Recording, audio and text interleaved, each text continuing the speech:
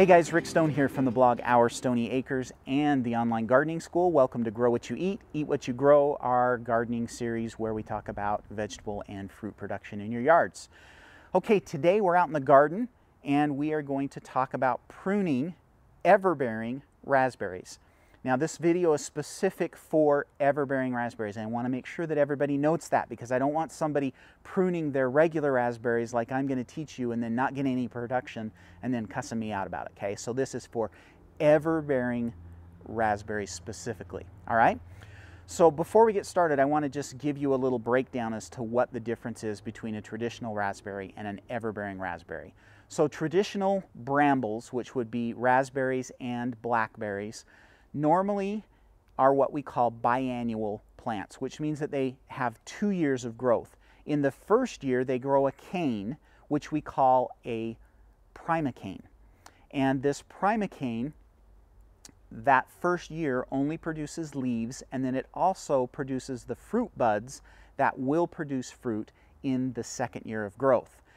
Then the next summer, that cane becomes what we call a floricane, and that cane flowers from the fruiting buds and we get fruit. So that's a biannual, and that's the way most blackberries and a lot of raspberries produce. And so you don't get fruit until the second year on those 2-year-old canes.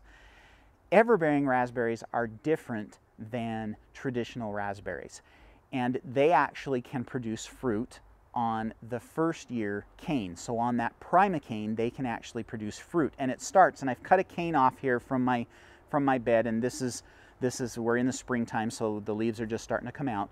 But you can see here that there's kind of a dead section on this cane, and that's where it produced fruit last fall, and you can actually see the flower buds where it produced fruit. So in the first year, it will start at the tip and it will produce fruit down the cane, and then when it gets cold and the frost comes in, then it stops producing. And then the next summer, it will pick up producing again where it left off and start working back down the cane until it's out of fruit buds.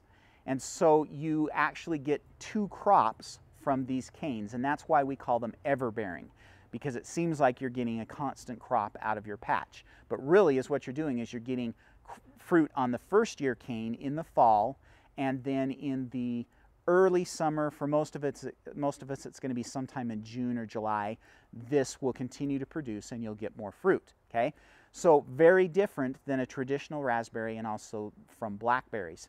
So we prune everbearing raspberries differently depending on how productive they've been in the fall, and there's actually 2 methods that we're going to talk about today.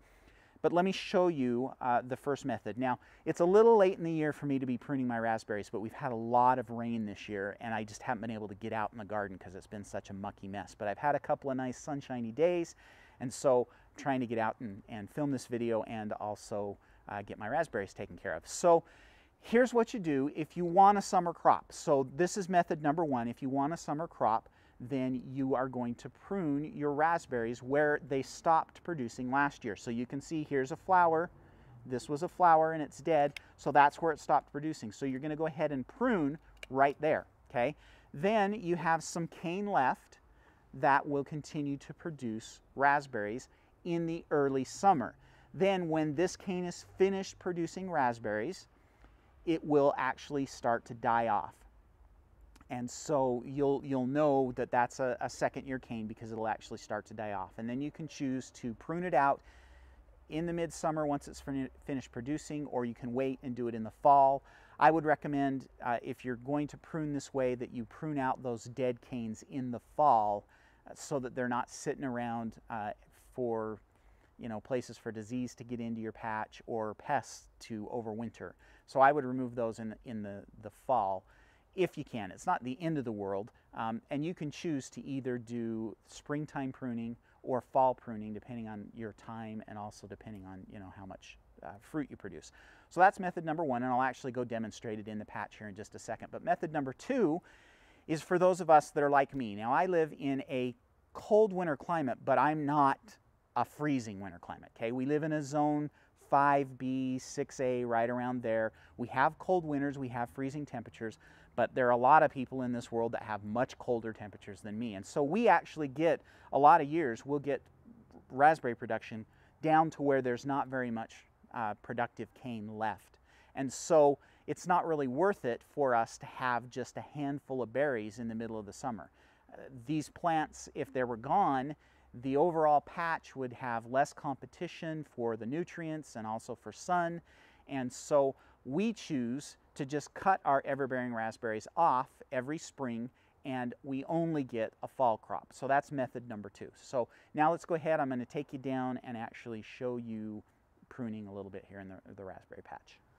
Okay, so here we are a little closer to the raspberry patch, and I just want to show you, and it's hard for me to get the camera right, but I wanted to show you. So if you see here, you can see that there's a dead section of this plant, and that's right here. So it bore fruit to this area right here. If we go ahead and just prune it off right there, then you can actually look at the end of the cane, and you'll know that you've done okay if there's a little bit of green. And I'm not going to be able to get the video camera to show this, so here's a close-up picture that I took with the still camera that actually shows the green.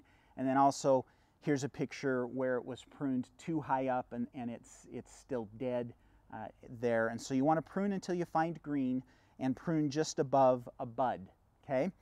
And you're just going to go through and do that to your entire patch.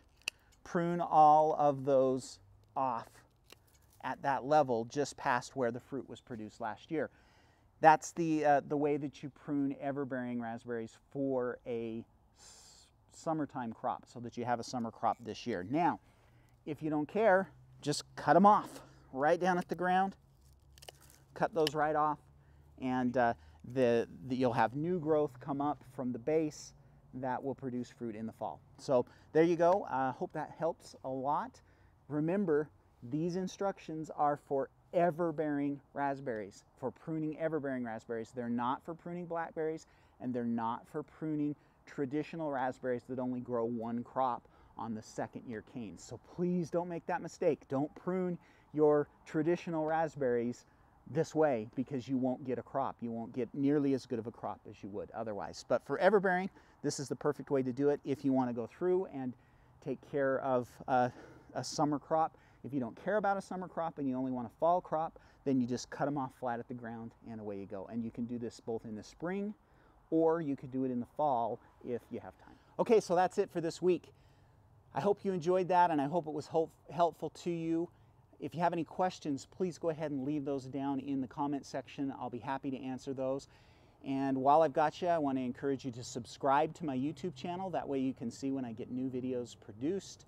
And also, please give a good thumbs up to this video if you liked it. Now, if you like this video, you're going to love my premium gardening courses. These are not your average YouTube tutorials. The shortest of my premium courses is an hour-and-a-half long. I've got one that's all the way up to 5 hours. These are courses that you pay for, and they are all hosted on the Online Gardening School. So if you click on the link for the Online Gardening School in the description, it will take you to the Online Gardening School, and will also give you 25% off any of my premium courses. So please check that out as well. Okay, that's it for this week. Happy gardening.